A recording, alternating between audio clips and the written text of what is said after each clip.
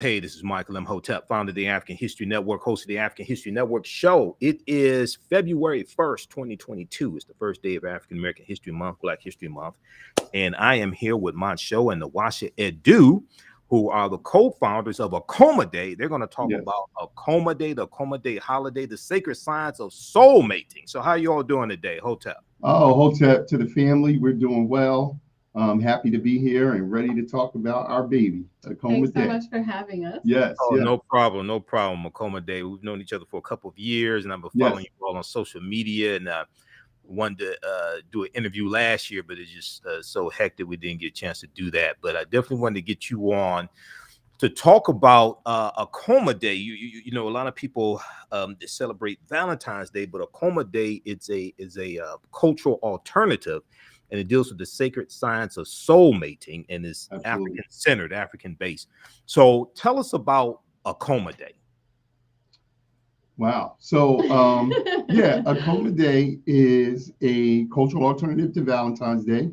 It's an international holiday now, celebrated in 16 countries by Black people in pockets all over the place. And it's a 7-day holiday that is designed to have us really look at Black love in all its manifestations. So, starting with the intimate relationship, but then moving through with the community relationship and the brother to brother, sister to sister, and how we interrelate as Black people. And so, you know, we Akoma Day came as divine inspiration in 1997, and we started, but then codified it in the way it is today in about 2001. So that's why we're saying it's the 21st incarnation or annual celebration.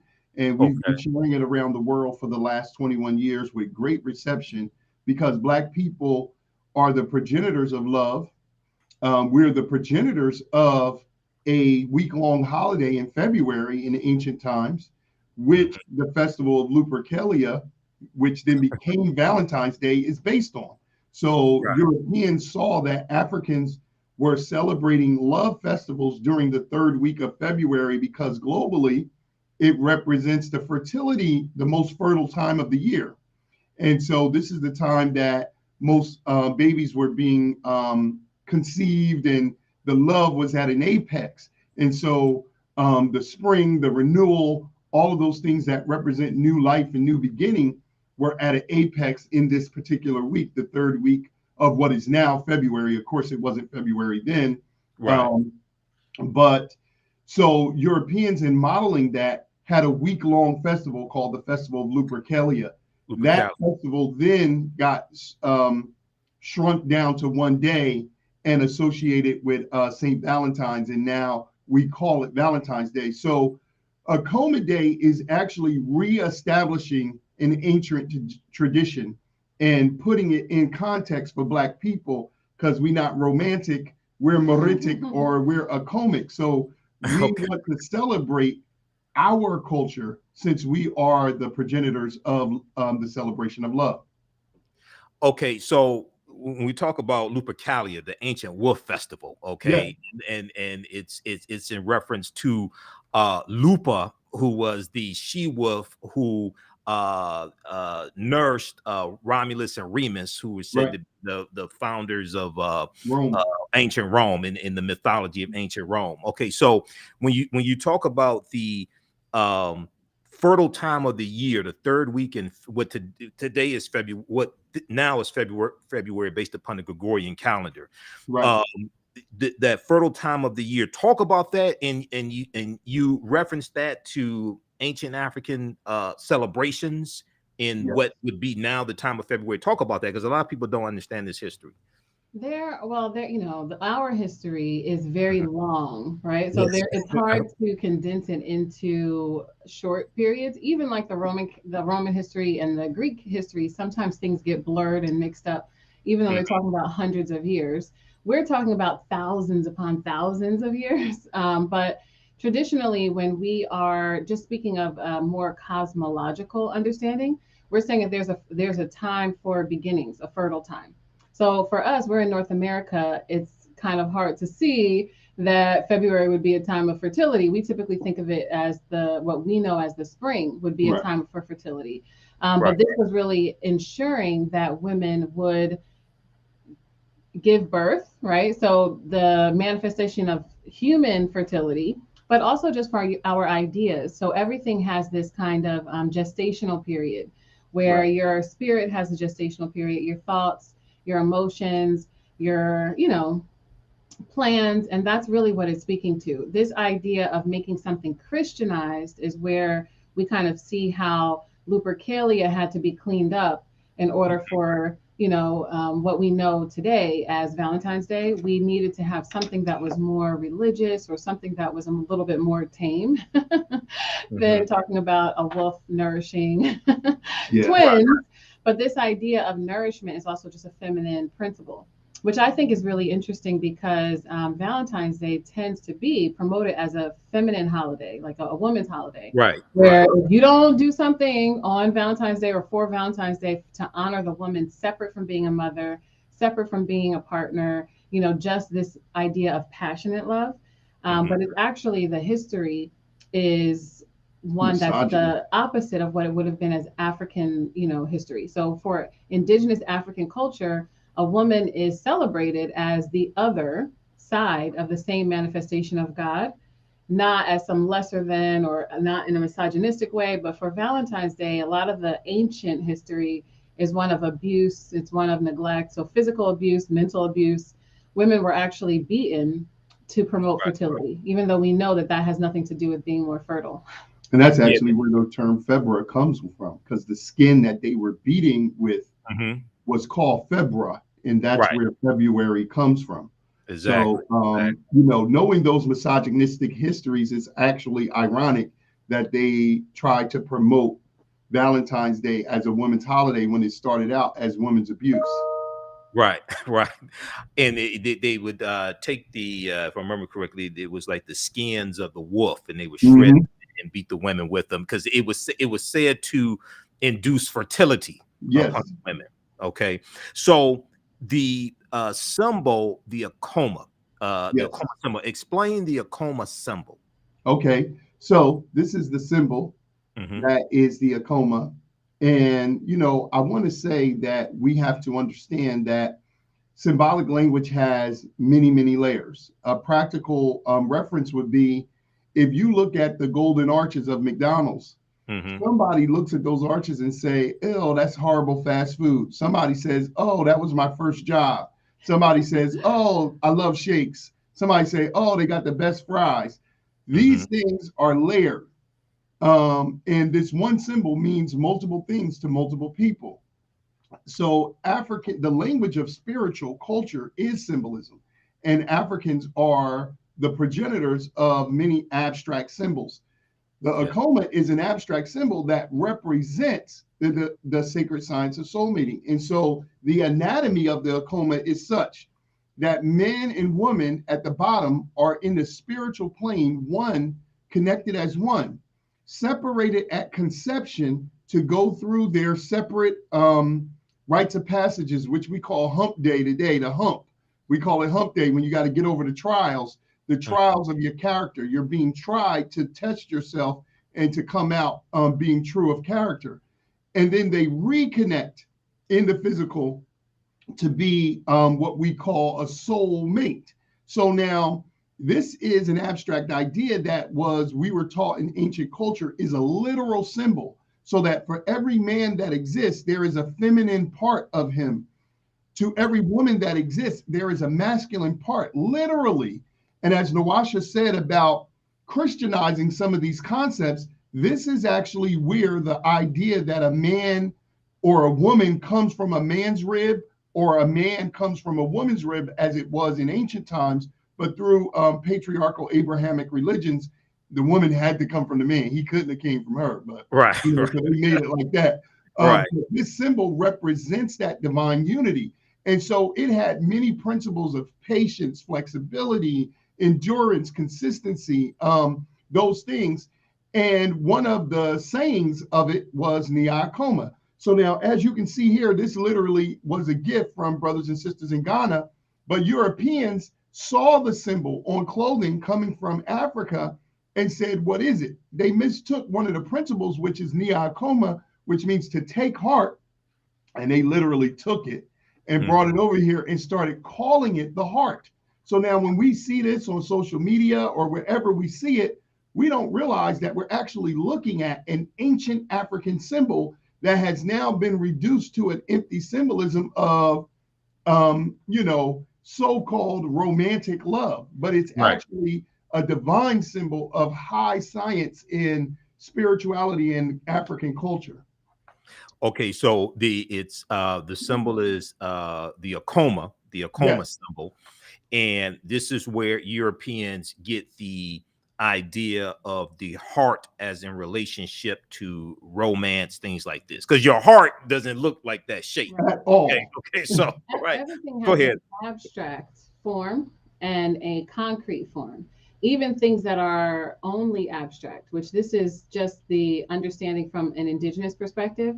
So when you have an idea, even if it's to build, so if you're making architectural plans, everything that is physical starts out as something that is mental first. And then thanks to the emotion, you get some movement behind it to either really build or really create. Even people come in this way, where there is a idea of a person first, a purpose, a mission, and then someone is conceived, and then someone is born into the physical. So this idea of an Akoma is an abstract symbol. We're using the word Akoma from the Akan people, which is West Africa. But this symbol, you'll see it in any original Black culture. So you can see it in Australia, you can see it in different parts in Africa. This, as it's shaped like this, is the Akoma from the Akan people. But it's still representing this kind of abstract understanding of unification, of source, and reunification. Yeah, we don't understand abstract symbols because all of the symbols that we are commonly acquainted with in geometry are actually ancient abstract symbols. Like the square represents morality. So we say, stay on the square. It represents divine character, 4 right angles. So treat me right, act on the square. The Merkut, or the triangle pyramid, represents leadership, because in any direction you turn it, whether it's an isosceles or whatever kind of triangle, the point goes forward. And so all the elements come to one point to project in a particular direction. Circle represents social divine unity or divine growth, because there is no beginning or end, and it expands at the same length and width simultaneously. Yeah, and so going to be equidistant. All of these symbols have divine meaning. But again, because our education has been dumbed down and decontextualized, we don't understand what these symbols mean. So we're calling this the heart, but as you said, well, you learn very quickly the heart don't look like this. So what does this actually represent? And that oneness, coming back to oneness, represents the sacred science, or what we call the love trinity of I am he, she is she, but together we are we. And so there is a trinity in a relationship dynamic where I get to be myself, she gets to be herself, but together we are a third thing that is unlike us as individuals. And that's something we really need to understand to make relationships work, because there's room for all of them to coalesce and coexist. Absolutely. All right, so that's a lot of valuable information, and people are commenting as well. We've got John on Facebook, and Herbert, and it's me. Let's see, it's me. She's on YouTube, and Mark on Facebook. Okay, so the Akoma Day holiday started. Did it start as a one-day holiday, then expanded to 7 days? So yeah, let me explain just give you a little context. So Akoma Day holiday came to me in 1997 as divine inspiration. Okay. It came to me. I discovered the Akoma, and I was working with a lot of different leaders and people that were prominent in the Black community, specifically Dr. Khalid Abdul Muhammad. Okay.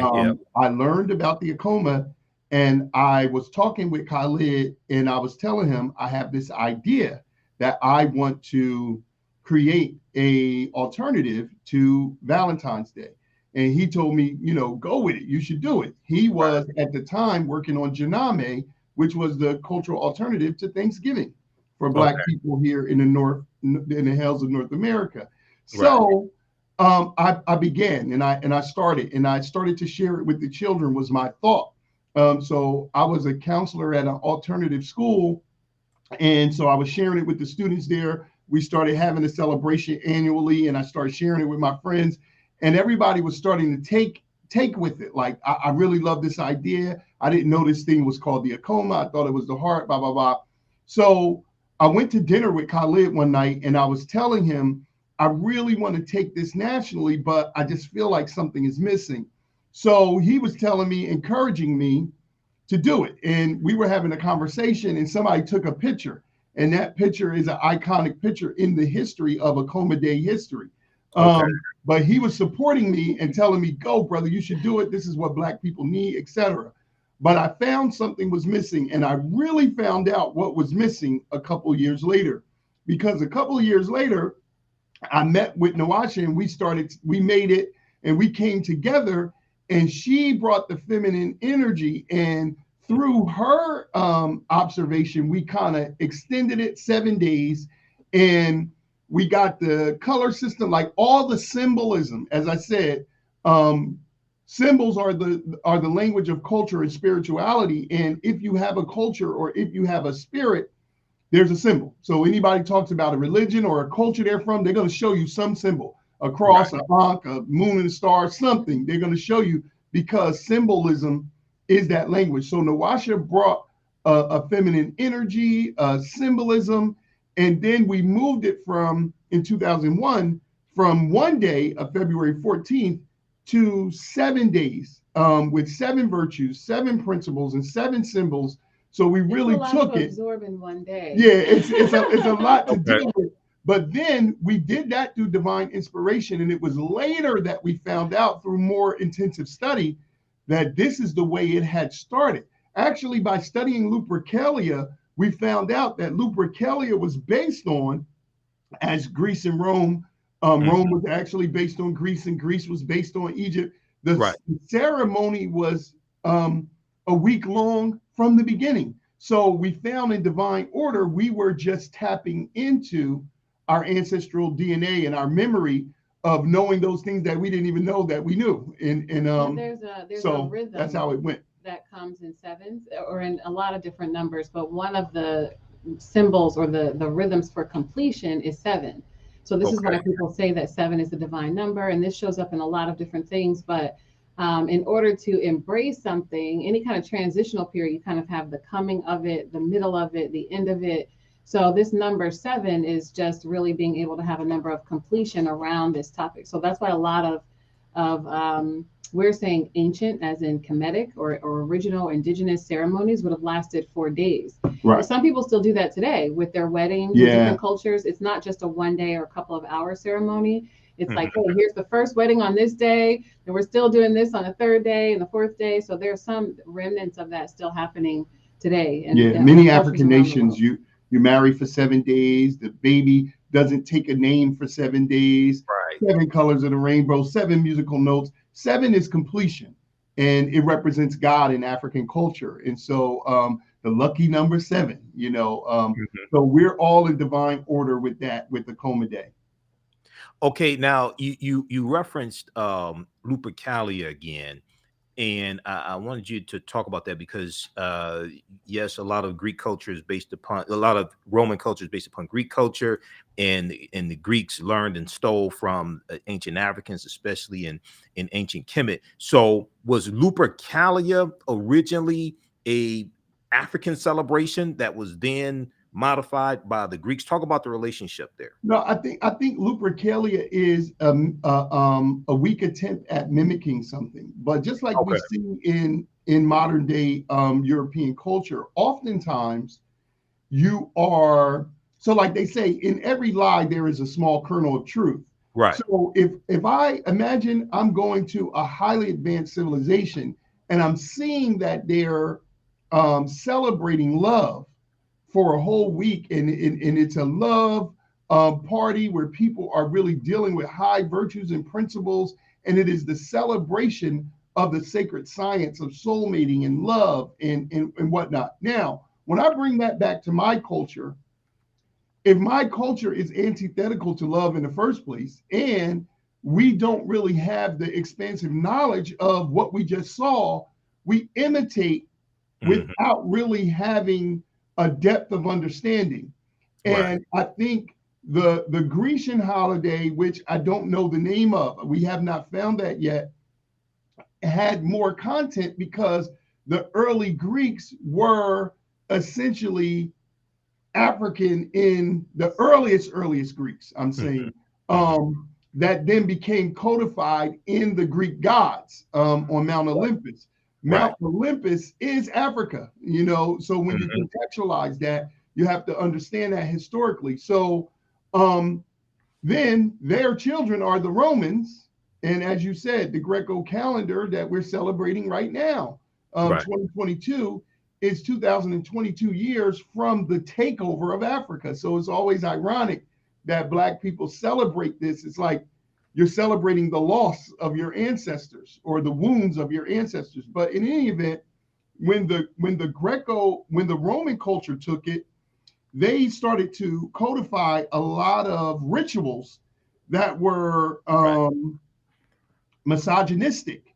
And so they were picking women's name, putting a women in the hat, names in the hat, and picking them out.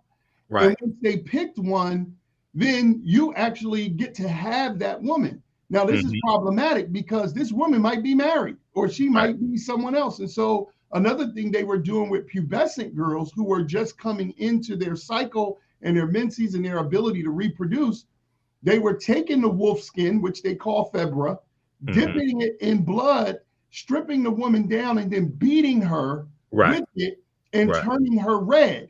Now, this to them is why red is one of the symbols of Valentine's Day. But for us, red in African culture always represents the ancestors. So the Chinese borrowed that, and whenever you see red, it represents eldership, right? Or it represents a certain knowledge. So in African culture, red, like the red, black, and green flag, represents that. But to them, it represented a misogynistic assault. And sometimes things become literal. It's almost like if exactly about working with children. If anybody knows children, you know, or has had a conversation with a child, if you know what red represents, the trickle down of that without the same amount of experience and just being, again, symbolic language, what you hold on to can definitely be that women bleed, right? The blood is connected to the heart, which is a vital understanding of life force. So this is sometimes why people were sacrificing to begin with, sacrificing certain animals in the name of fertility.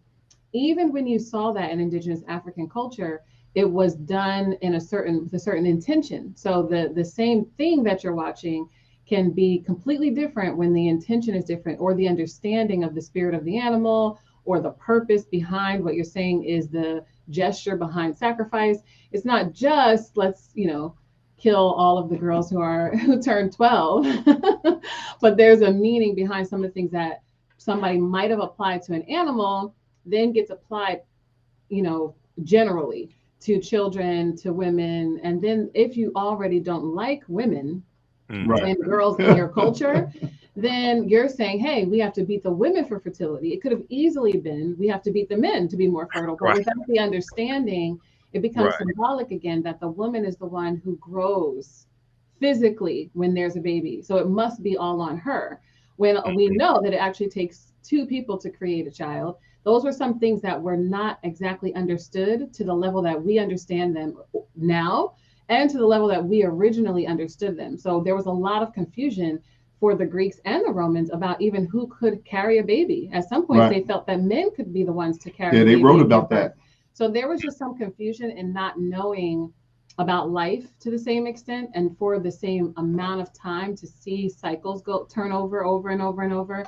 So it's like they got a Cliff Notes version of something. If anybody remembers Cliff Notes back in the day, like a clip, a YouTube clip version of something, a TikTok essentially, 30 seconds.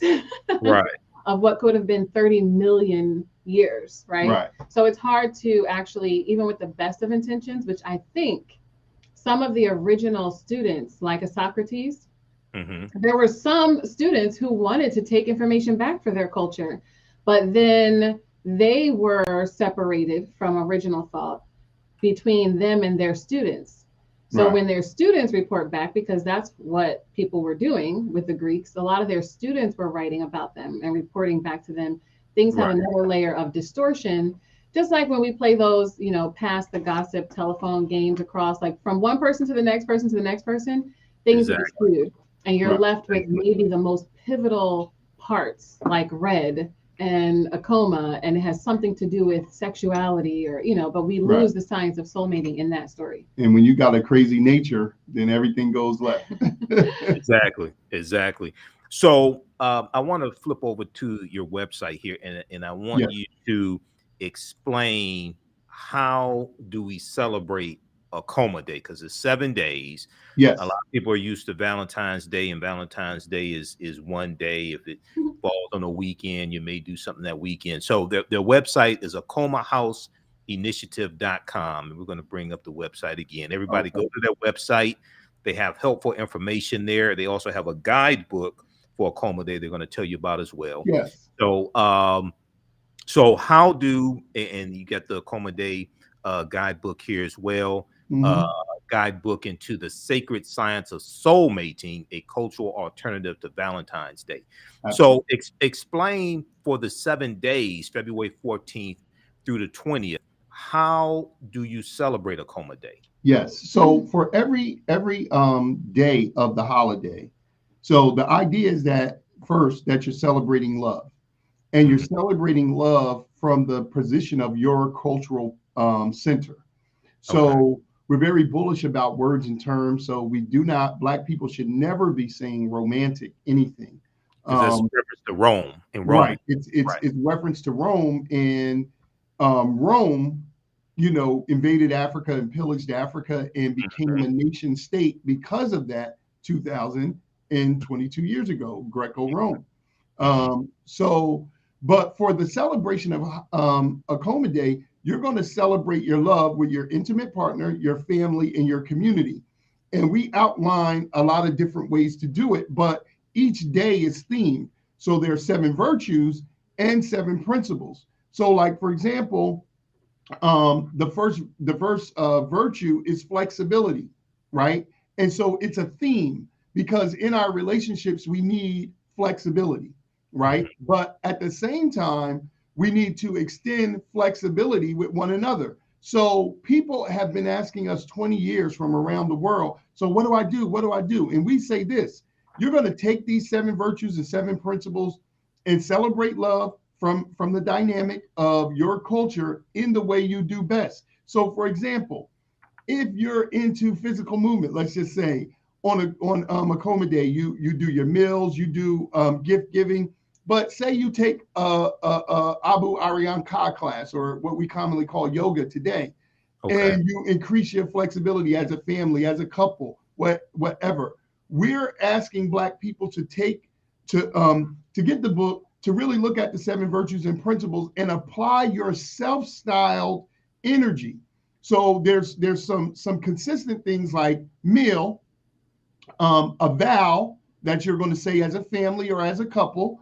Then an activity, which is guided by the principle or virtue. And people say, oh, I looked at flexibility and I saw this. I looked at endurance and I saw this. You're going to create a theme, because, again, these virtues and principles are symbols around Black love. But you're going to do the things that you do or want to do with your beloved around the concept of love. You're going to buy Black when you can. You're going to support Black businesses. But you're going to do things with a certain thought, speech, and action alignment that is cultural. Like, for example, one of the things we say in here, Valentine's Day, the flower business, right, is what's the number of the, it's like, I'm not sure just flowers, but overall Valentine's Day is a 18 to 19 billion dollar holiday in North America. And a lot of that is people getting roses and flowers. Now, this is antithetical to African thought, In African thought, we do not give flowers, we give plants. Why? Because as soon as you cut flowers, you're actually giving something dead. Even though it smells good and it looks nice, we all know that in a couple days it's already dying, and in a couple days it will be dead. So you're giving a symbol of death for somebody as love. Everything that you give as a cut flower, a fresh flower, you could give as a potted plant, from a rose to a calla lily, which is our favorite flower. Anything, you could give that as a potted plant. Now, a potted plant lasts eternally almost. As long as you want it to last, it will seed, it will go through the cycles of life and then rebloom and rebloom. So now you've given a gift that is going to last perpetually versus giving a gift that dies. I know they just did a documentary on Janet Jackson, and she had a song where she said, "What have you done for me lately?" She said, "You gave me flowers. They died. Nice try." Like, you know, so it's an empty symbol, and we don't understand that these things are empty symbols that we're doing. But even that, I was coming from, you know, our ancient culture of creating gardens, right? So there's a difference between creating a garden or a labyrinth and being able to experience all the great smells. We here, again, we're on the northeast of the United States, it's cold. It's like snow outside. So we're cutting flowers and transporting them and trying to give the gesture, but we forget that everything we're doing is symbolic. If we're really cutting something that has died and we're slowly watching it die, you either would have to do that over and over and over, which is how people have their industries selling millions and millions of flowers, or you're saying that what you're giving in love is actually on its way out. And this is what a lot of people feel. Sometimes we don't realize when we do these empty gestures that there is a magnetism to the things that we're thinking and talking about and, you know, believing in that actually shows up in our intimate relationship. So Montsho mentioned the virtue, but all of the principles are unifying principles, which this is where the science of soulmating comes in. Every single principle for every day, you're going to be coming together to unify. So we have the first principle as unified purpose, which means that's the time to clear up what's the purpose of your relationship? What's the purpose of your life? These are things that you do have to revisit every year. And we're just a little bit thrown off. We think about it sometimes in January, maybe at the beginning of the year. I think we think about it maybe at our birthdays, or as a couple, we might think about it in an anniversary. But this, having a love holiday, is a great time for renewal of all unifying principles. What's keeping you together? What brought you together?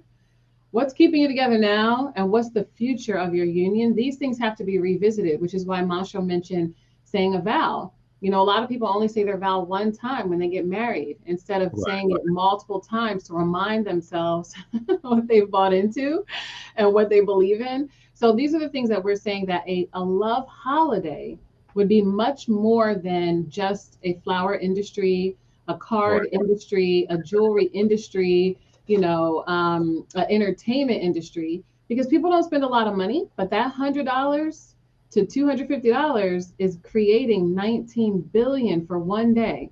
And people's relationships do not feel renewed with $19 billion worth of energy behind them. Some people break up right before Valentine's Day or they don't want to spend the $100. And then some people are very disappointed by you don't come correct, it's over.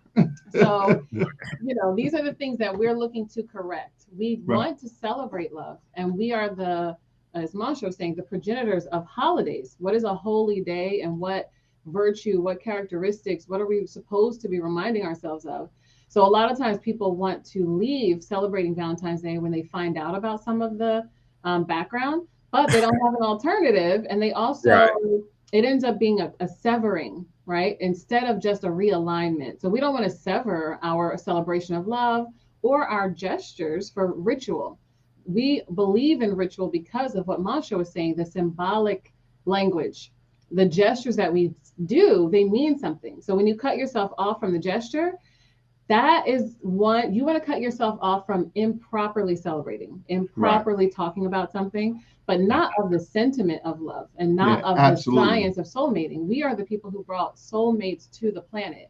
Black people were the first stories, but we say things like romantic, or we talk about other cultural understandings like twin flame and these other things that came from soulmate, understanding. Right, soulmate, right.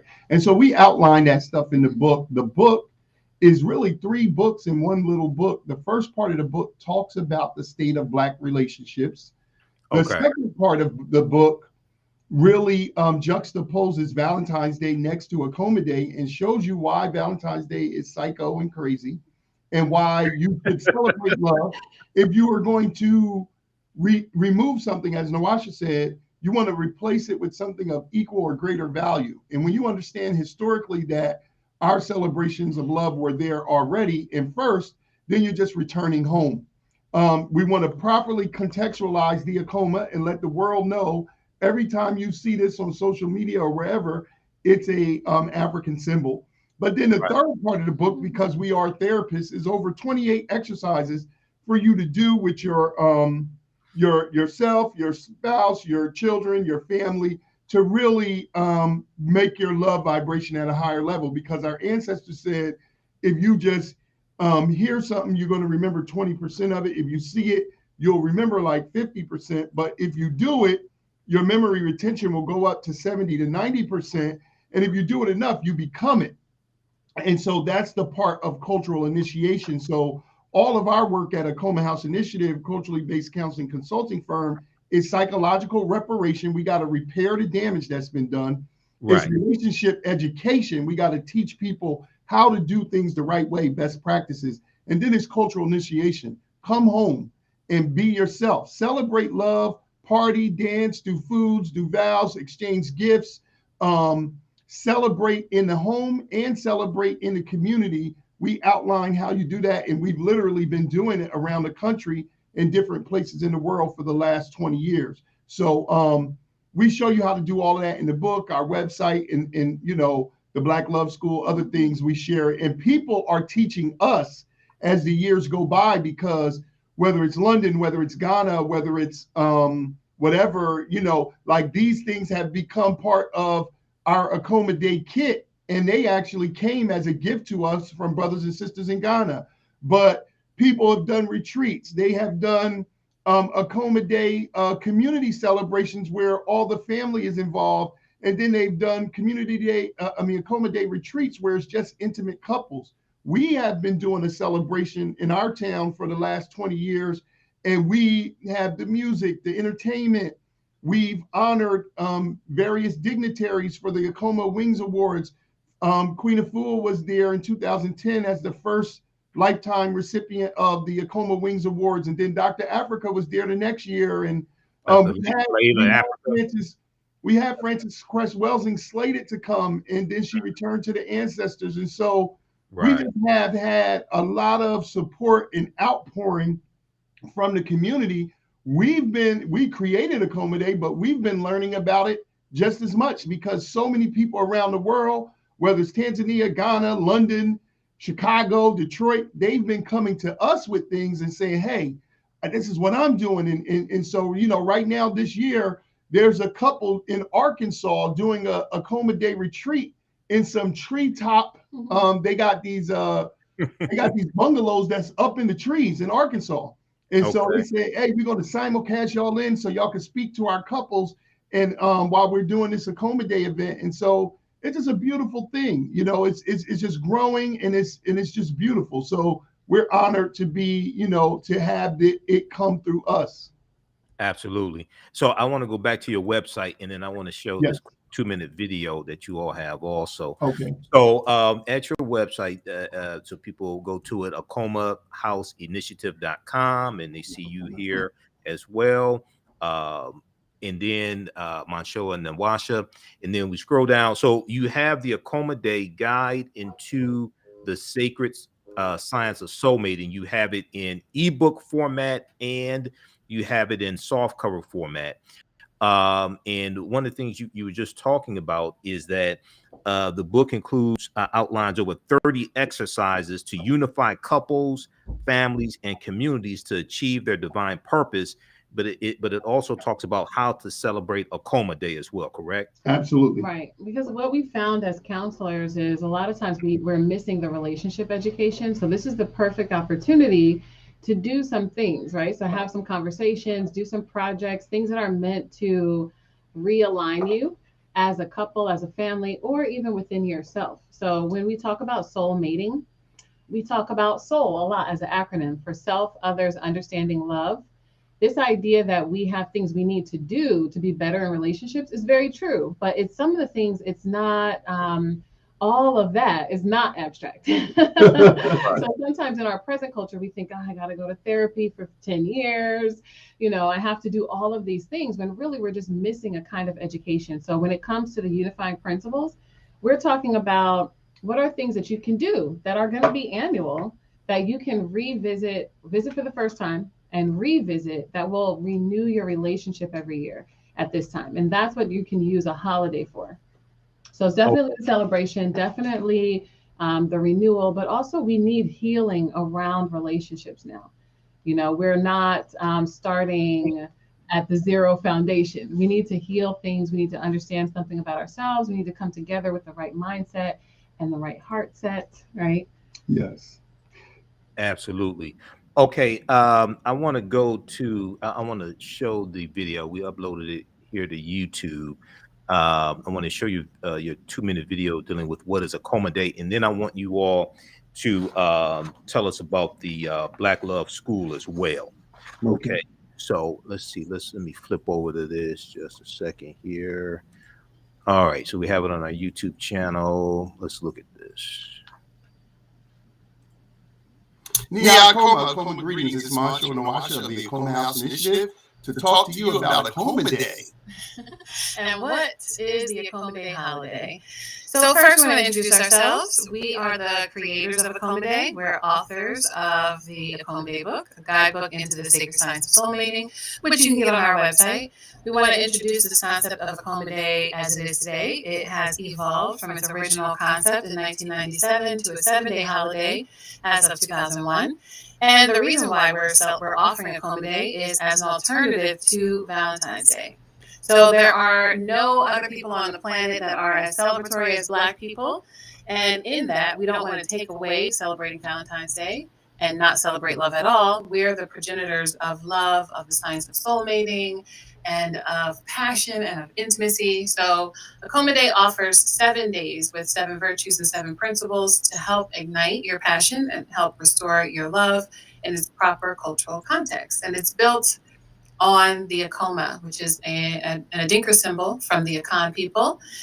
That represents the science of soulmating, oneness, divine partnership, unity. It has other symbols that you can find out about in the Akoma Day book. And it has celebrations.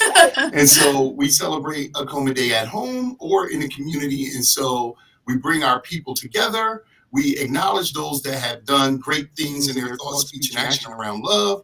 Of course, we have a marketplace. We have a slew of entertainment dealing with the spoken word, song, dance, and even our beautiful fashions. We definitely offer a community ritual that we can come together and have psychological reparation, relationship education, and cultural initiation. We say our Hesse, and we spread love around the world as the 16 countries that recognize Akoma Day currently. And Akoma Day is Black history in the making. So find out about Akoma Day. Pick up your book, Akoma Day, Guidebook into the Sacred Science of Soulmating and Cultural Alternative to Valentine's Day. Learn more and celebrate Black love. Akoma. All right. All right. Excellent. Excellent. So tell us, what does the greeting Nia Akoma mean? That means take heart. So again, it's not a literal thing where you want to reach in and snatch somebody's heart. But what it means is that you should take my emotion, my love, my fondness, and all of those things that the heart represents with you when you go. So when we are greeting each other, we're saying take heart. And I think we know that the heart has a symbolic abstract meaning because we have hundreds of expressions like I memorize this by heart. I wear my heart on my sleeves, you know, like all of these things. We understand that the heart really, even for Kemetic culture, represented our soul at the judgment scene or the weighing of the heart ceremony. Right. So this idea of take heart just means you're taking a part of me, an essence of me that has the best intentions with you when you go. And so we say, we have Hesi or sacred chants that say, Akoma wo mu, my heart is really into you. Or if we say, Akoma intawaso, that means my heart is magnified and greatly amplified because of you. And Aka me Akoma, like I really love your style. And so these are, when you have your Akoma Day celebrations, especially the community celebrations, we say these chants 7 times to represent, you know, the completion of love culture. And so I just wanted to say that because I saw somebody ask, the virtues of Akoma Day are flexibility, patience, faithfulness, consistency, endurance, fondness and goodwill, and the 7th one is forgiveness. And if you want to say the principles.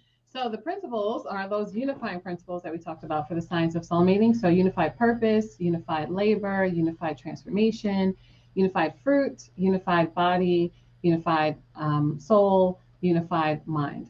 And so we definitely have 7 virtues, 7 principles, and 7 symbols on your Akoma Day altar. And I'm so glad to announce that we have this Akoma Mushimawa Akoma, which is the Akoma Day candle holder and a kit. We have for the Akoma Day kits, and they look like this.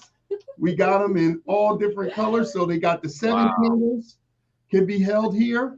And then you got your Akoma goes in here, and you put this on your altar. And for 7 days, you're going to light your candles, the pink, red, and white, one in the center, representing Black love, Black culture, and Black unity, and Black initiation in the white candle. And so, as you know, when we go in Africa for initiation, we always wear white. And so this is a part of your Akoma Day altar, and the other 6 symbols that are on it, we talk about in the book. And it's all complete now, thanks to the brothers and sisters in Africa. And then we got the kits. I've been for the last 8-9 years, people have been asking me for these kits.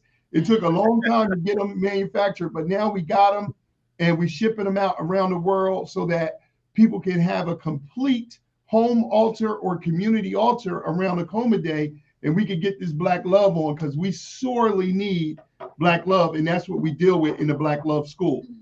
Absolutely. So the Akoma kit, the candles, Shima, it's made in Africa. Well, the design is partly African, but the manufacturing right now is in America. Oh, okay. That's fine. That's good. Yeah. But the design a part of the design came from Africa. It's a long story. I got to come back and tell you about it. Okay, that's fine. Hey, if it's made here in the U.S., that's good also. Okay, that employs people. So yes, absolutely. Absolutely. Okay, so Susan on Facebook says she has to bring this to Hawaii. Randy said, the more I learn, the more I realize I don't know. Great Escape said, beautiful. Let's see. Ka Tavis said, this is beautiful. I'm glad I found out about Akoma Day. I always learn so much when I tune into this show. Mark Kelly said, this is Blacknificent. So people are responding. Everybody visit their website, purchase the book, support them. And they're about to tell us about the Black Love School. Also, their website is Akoma, AKOMA, AkomaHouseInitiative.com, AkomaHouseInitiative.com. They have the book in ebook format and softcover format. So explain, what is the Black Love School? So we definitely need relationship education, because it's a lot of crazy stuff going on out here. The Manoverse, these psycho brothers that's out here, led by Kevin Samuels. Kevin Samuels is my brother, but you know, hey, I'm a therapist, so I got to call it like I see it. Psychofeminism. It's a lot of stuff that is not indigenous to African culture, but we are the progenitors of marriage. We had the first marriage documents. We didn't always do that, but there was a time that we did that. And we need to know what we call the art and science of Black love culture. So the art is the abstract, the philosophical, or the feminine energy of love. And the science is the methodology, the practical techniques, and the masculine energy of love. We call the art the why, and we call the science the how. So we need to know why to do Black love, and we need to know how to do it.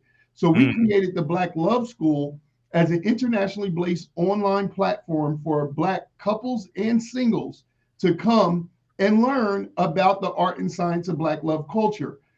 We do that by doing 2 master classes a month and then 2 live calls a month. So every other week, a new master class comes out. And then we have a live call of singles and couples. And right now we have about 11 countries in the world where Black people are from: Ghana, Tanzania, London, all over the states, the islands. And we come together and work through the hard work assignments, because we are actual therapists and we believe in not just talk, but actually learning how to do things in a best practice way so we can change. And so the Black Love School is designed with the seasons, and we do the classes based on that. So in the spring, we have Spring into Love semester, where all the classes are about new beginnings and how to bring new energy into established relationships. The summer is the Heat of Love, where it's all sex and intimacy. The fall is the Harvest of Love, where it's all about friends and family and the community support around or damage around the intimate relationship. And then where we are now is the Culture of Love, where we deal with high science and high spiritual wisdom of ancient African culture in the intimate relationship, because our people brought many divine, deeply profound concepts to the world that we no longer know. And so the Black Love School is just a beautiful Black love party. And it's currently right now $42. Somebody said they don't see the candle holder on the site. The candle holder is new. It just came out. Like, we just got 100 of them, and they're selling like hotcakes. So we didn't even get a chance to take a picture and put it up. I showed it to some of the people, and they just sell it. I don't even have a product code on the page yet. So it's not there. That's why I showed it here, because it's brand new. It's coming. All right. Yeah, it's coming. All right, absolutely. Now, what's the website for the Black Love School? Actually, you can click on the Black Love School right from where you were on the website. So, I think it was right before the picture of the book. It just says Black Love School. That little picture will give you a pivot to the courses right here. So, right in the middle there. Yep. When people go to the website of AkomaHouseInitiative.com, you scroll down and you'll see culturally based relationship empowerment, and you'll see Black Love School. Click right there. So if you click right there on Black Love School, you'll see a list of classes that are individual topics. Basically, that's the relationship education and what would be the cultural initiation. And if you're interested in the monthly membership, you can join as the King's membership or the Queen's membership and have access to all the courses that are already in there. And then also access to the live Q&As that we do on Zoom, where we're talking about the topics that Montsho just said. So like now we just talked about African life cycle development 2 weeks ago. And in 2 weeks, on next Friday, we're going to be talking about polarity. So some of these are concepts that we have brought to the planet, but that we don't get in our formal education through school or, in preparing for a relationship. So even with the best intentions, we can mess something up. Right. We get our heart broken, and then we're a little bit jaded or overprotective the next time. And there are just some things that we need to know, like how to communicate with each other, how to, greet, how to have difficult conversations. So really, this is what that cultural initiation and relationship education is. It's understanding love, the art and the science, the how and the why, through an original paradigm that's meant to help you, which we have a lot more tools accessible for us at our disposal, right, than people think. So this is why we're discussing things like mentalism, polarity, even the Akoma and symbolic understanding. You don't get those things in traditional counseling. You don't necessarily get the strategy and the ability to manage yourself the way that you would in initiation. So we're marrying those things in the honor of holistic culture and in the honor of holistic relationships. You need to really partner those things within yourself and within your relationship. And I'm a therapist, and I can tell you what you don't get in therapy is your culture. You get everybody else crazy psycho culture, and you don't get your own. And you don't know that the word psych comes from the Sahu, which is the transmigration of the soul. They don't even tell you that. And I've worked with, I work with a lot of therapists. We are now beginning to train therapists because therapy is the new black, but black people are about to get exploited when they run to therapy thinking that they're going to get healed, and they're just going to get more jacked up. And so we do offer counseling services, but the Black Love School is $42 a month for the monthly membership in the spirit of Ma'at. Or if you don't want to join a membership, and I don't know why you wouldn't, each individual class, you can go in there and look at the list of classes and say, oh, I just want that class for $42. But if you're going to spend your $42, you should join the monthly membership, because you could cancel at any time, and you're going to get a cadre of classes in those 4 semesters that are audiovisual classes with heart work assignments. Then you get to come together with Black people who love and respect one another, led by a spiritual, cultural foundation. And we can have conversation around that, around those classes with Black people around the world. I don't think that there's anything like it in the world that I have seen. And so we're honored to help share it and bring it to the world. But it's a beautiful experience that we have in the Black Love School. So we encourage the listeners to check it out. And this is what we say. We say Akoma Day every day. Like for Valentine's Day, a lot of times after the holiday, it's a letdown. But truthfully, we need to have loving principles, and we need to have support around love every day, because it's such a major part of our life. We sometimes focus on business, and we sometimes focus on health, but we are very fractured, even when we think we're doing something for ourselves. If your relationships are not happy, and that can be your relationships with siblings, with neighbors, with family, parents, definitely the intimate, all other areas of your life suffer, because it's a weight that, relationship is really the most important thing. And a lot of times we're just pacifying ourselves in other areas. So it's so important to get whatever your idea of a relationship is. We say the relationship of your wildest dreams. It wouldn't be a dream for you, it wouldn't be in your heart if it wasn't possible. But we have to erase the doubt. We have to build up our skill set, and we have to know how to relate to each other. So it's a really great group therapy kind of dynamic, but it definitely has the educational aspect, as Montsho said, the heart work. This is the homework that we assign. So that's really what we're coming together to talk about every 2 weeks. So I want you to just talk briefly about your credentials as a therapist, because there are a lot of social media therapists, a lot of YouTube therapists, who don't know what they're talking about. Right. Talk about that. Most of the people talking about relationship fall into 2 categories. People who are new in relationship and really excited for the 3.5 months that relationship is going to last, or people who are bitter as hell about relationships and they banging on everything that happens. But we both there's a small group of qualified professionals. There's a small group of qualified professionals, but even with them, a lot of them don't have cultural context. They say that they're doing culturally relevant, but it's just like painting Santa Claus black is not cultural relevant. Because actually, the further you go back in history, Saint Nicholas is actually black. Exactly. But for us, we are both master degrees counselors. We have masters. Both of us have master's degrees in human services with a concentration in clinical counseling.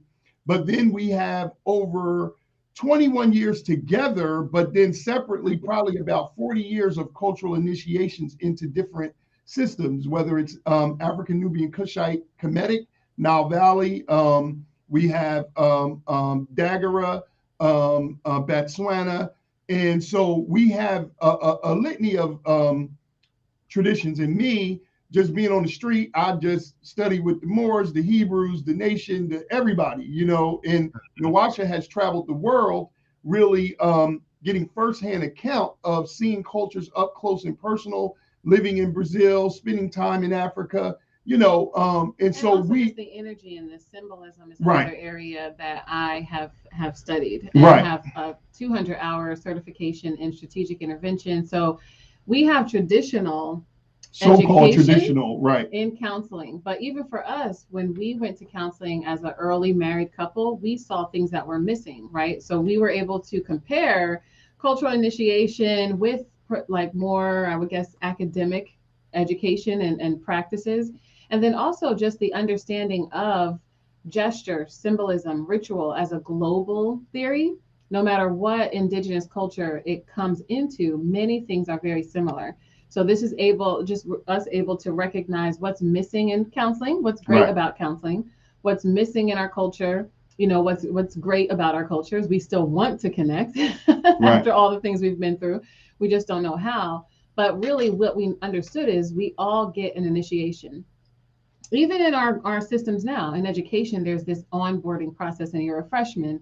When you're a counselor, you're working with someone for your first couple hundred hours, right? This idea of mentorship or of guidance, not mentorship, but guidance and initiation happens in a lot of different categories, but it's not happening in the intimate category. It's not happening with parenting. It's not happening with newlyweds or newly partnered people. So everyone's on their own when it comes to relationships, and that's not how it should be, with relationships being the most important part of our lives. Absolutely. Absolutely. So once again, people can join the Black Love School. It's at akomahouseinitiative.com. Right. That out. Right. And then I just want to bring this picture up here. We talked about That's right. Yeah. So St. Nicholas, because I deal with this in, I've been doing lectures dealing with the history of Christmas for going back to about 2012. Right.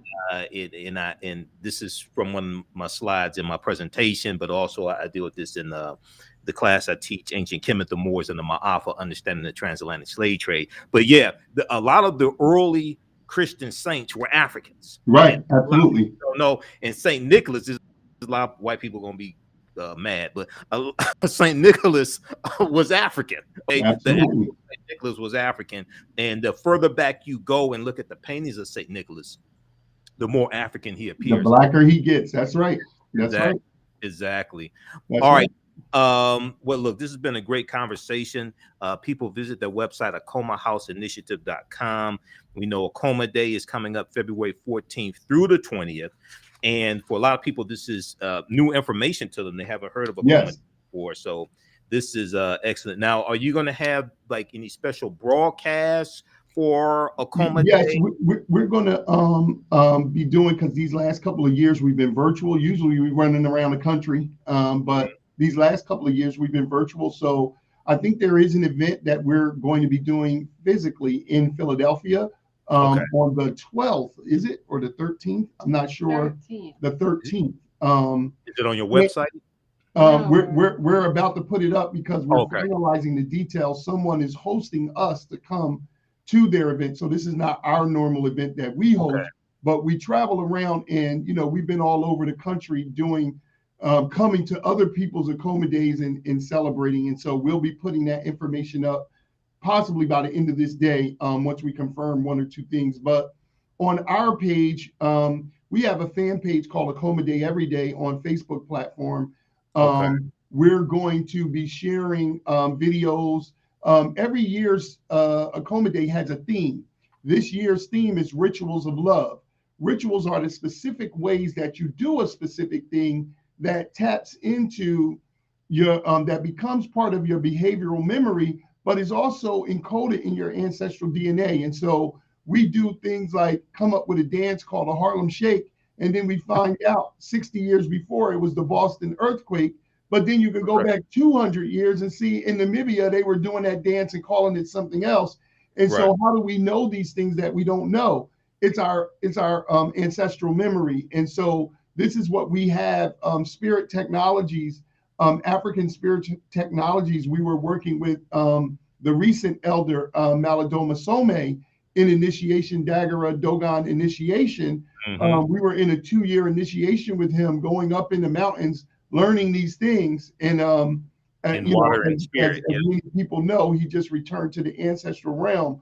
But this year's theme, every day, we're going to show a virtue, a symbol, a gift idea, people around the country and world that are celebrating, and a ritual for each day that will help you deepen your love celebration. So anyone who wants to take that love ride for 7 days, you can find us on the Akoma Day Everyday fan page on Facebook. And Other than that, in the event in Philadelphia, we're just doing a multitude of interviews that are just everywhere. And this one is the first, so we're excited to be here.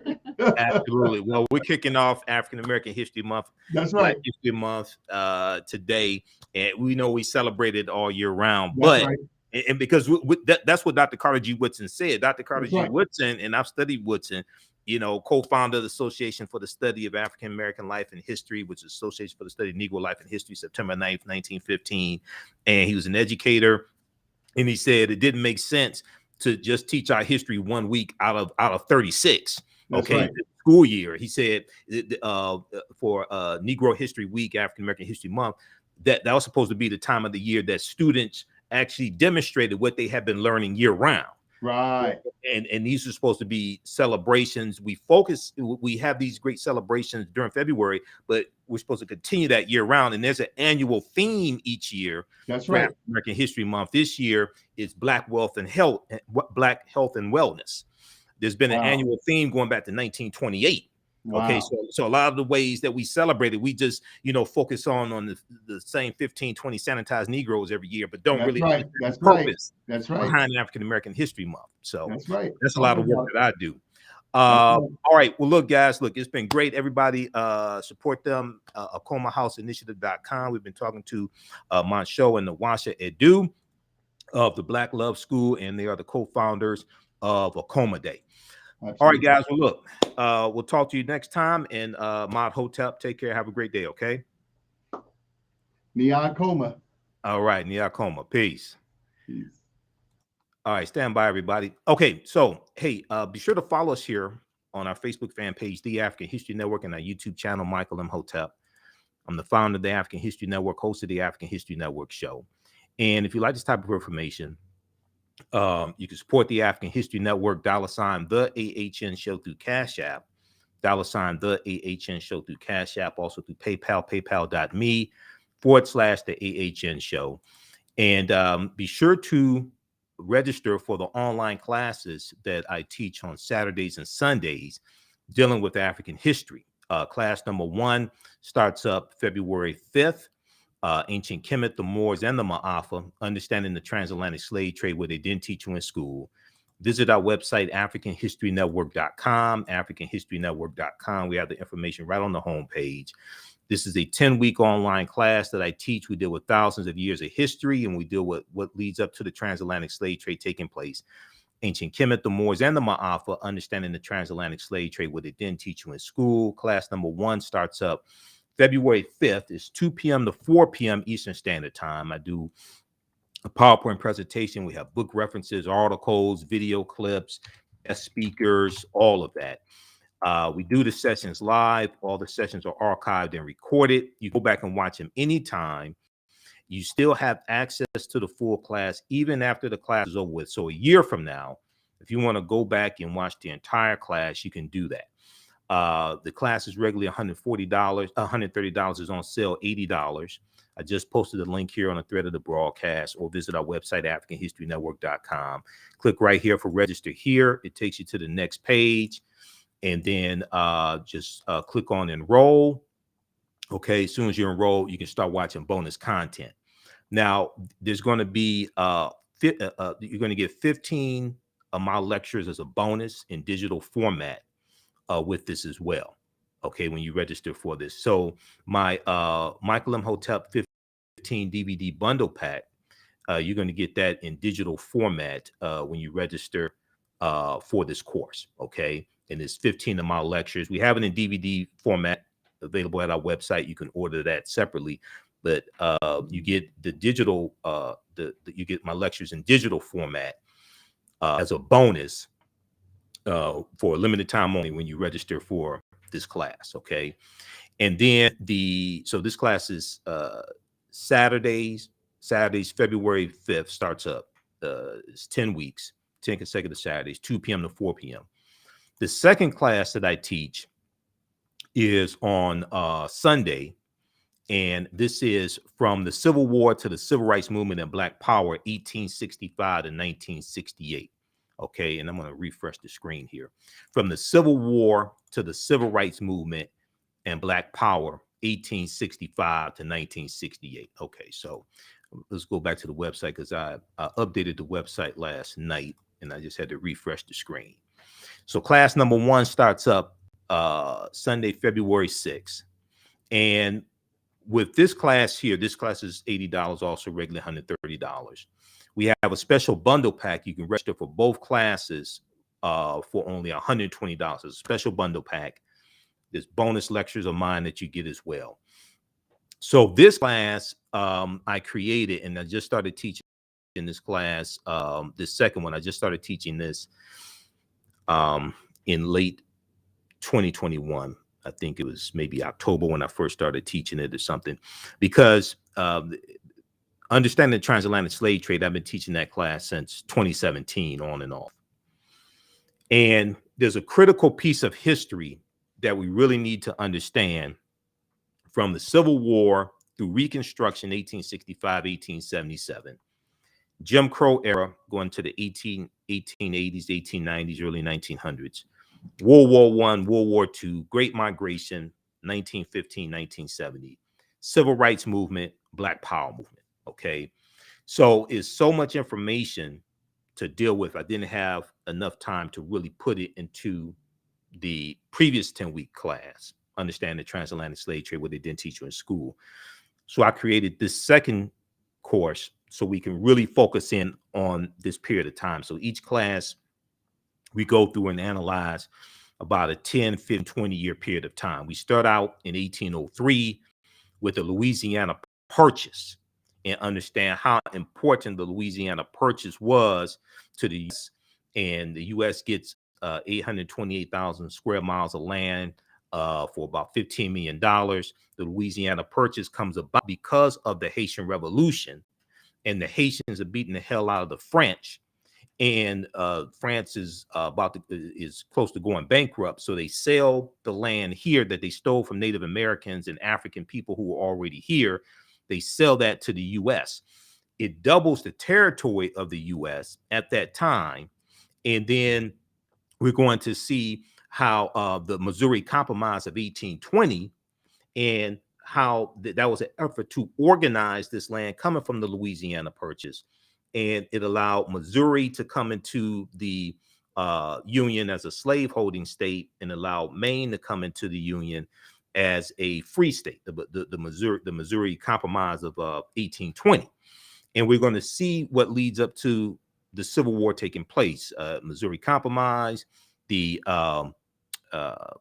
Mexican-American War of 1846-1848, Treaty of Guadalupe Hidalgo of 1848, where the U.S. gets California, Arizona, New Mexico, Colorado, Utah, and Nevada, all from Mexico for about $15 million. And Mexico loses about a third of their territory. And then we're going to see the disputes and the reorganization of these different territories as well. Some are going to be slaveholding states, some are going to be free states. And we're going to see what leads up to the Civil War taking place. Okay, so we go through and look at this period of time, really starting in 1803. All right, we look at Manifest Destiny. We look at the Alamo, the attack on the Alamo, Texas becoming winning its independence from Mexico in 1836. We look at the Spanish-American War, 1898, and we go through and analyze this history. Okay, and it's the same format: PowerPoint presentation, book references, articles, video clips as well. From the Civil War to the Civil Rights Movement and Black Power, 1865 to 1968. So visit our website, AfricanHistoryNetwork.com. We have the information there. You can use these classes with your children. I don't do a lot of cursing. It's not crazy. It's not vulgar, things like this. I would say the content is PG-13, and the information is going to blow you away. Okay. And when especially when we look at 1865, 1968, we better understand what's taking place right now. The disputes of the attack on critical race theory, the suppression of the teaching of the history of slavery and white supremacy and racism in schools, these attacks on this, banning books, all this stuff. Okay. And the voter suppression bills that are being pushed through Republican dominated state legislatures. So far, 19 states have passed about 34 laws. You have over 400 voter suppression bills. in about 49 states, and Republicans are pushing this. But when we go back to after Reconstruction ends, we see 1890 Mississippi, 1895 South Carolina, 1901 Alabama. We see these voter suppression laws being written into the state constitutions, the poll taxes, literacy tests, in some cases, property ownership requirement to be able to vote. Okay, so we see history repeating itself, but we have to understand this and understand that politics is the legal distribution of scarce wealth upon resources, and the writing of laws, statutes, ordinances, amendments, and treaties, their adoption, interpretation, and enforcement, and look back and understand this history and see the domestic terrorist attacks on African Americans to keep us from voting, attacking African American elected officials, because during Reconstruction, there were about 2,000 African American men who got elected to public office and state legislatures and House of Representatives and even the U.S. Senate, like Hiram Rhodes Rebels in 1870 became a U.S. African American U.S. senator from Mississippi. All right. So when we better understand that history, then we understand what's going on today and how to fight against that. All right. People's history culture teaches them how to deal with the problems of the past, in the present, and the future to meet the needs of the community. Okay, so you can register for those classes at AfricanHistoryNetwork.com. All of my DVD lectures are there, digital downloads, etc. And if you like this type of information, once again, you can support the African History Network, $ the AHN show through Cash App, $ the AHN show through Cash App, also through PayPal, paypal.me /the AHN show. So we have the information right on our website, Cash App tag. This is our official Cash App account, $ the AHN show, SHOW. When you go to it, it says Michael and shows my picture there. These other ones here are fake African History Network Cash App accounts. Those are not us. I did not set those up. Our tag is here, and then you can click right here to support us through PayPal. Okay, so we broadcast. My radio show is on Monday through Friday, 11 p.m. to midnight Eastern Standard Time, the African History Network show on 9:10 a.m. the Superstation WFDF. We're doing a special broadcast right now, but I'm on daily, and then Sundays 9 p.m. to 11 p.m. Eastern Standard Time. And download the iHeartRadio app. You can listen live or watch us on Facebook and YouTube, and then we rebroadcast these shows throughout the day. Click right here to listen to audio podcasts of our shows, also 10 different audio podcast platforms. You can click here to read articles that I've written. And then also you can advertise with the African History Network as well. If you want me to do a presentation for your group or organization for African American History Month or any other time, email me at ahnshow@africanhistorynetwork.com. ahnshow, SHOW, @africanhistorynetwork.com. And then also, if you want to advertise with the African History Network, you can email us ahnshow@africanhistorynetwork.com as well. Okay. All right. So we have to get out of here. Remember, at the African History Network, we focus on educating, empowering, inspiring people of African descent throughout the diaspora and around the world. Because right now, it's correct your own behavior. What you do for yourself, what you do to yourself, and what you allow other people to do to you and get away with is based upon what you think about yourself. What you think about yourself is based upon what you have been taught about yourself. What you've been taught about yourself is based upon everything you've read, heard, and seen about yourself. Remember, right now, it's correct your own behavior. It's not over till we win. Wakanda forever. And we'll talk to you next time. Peace.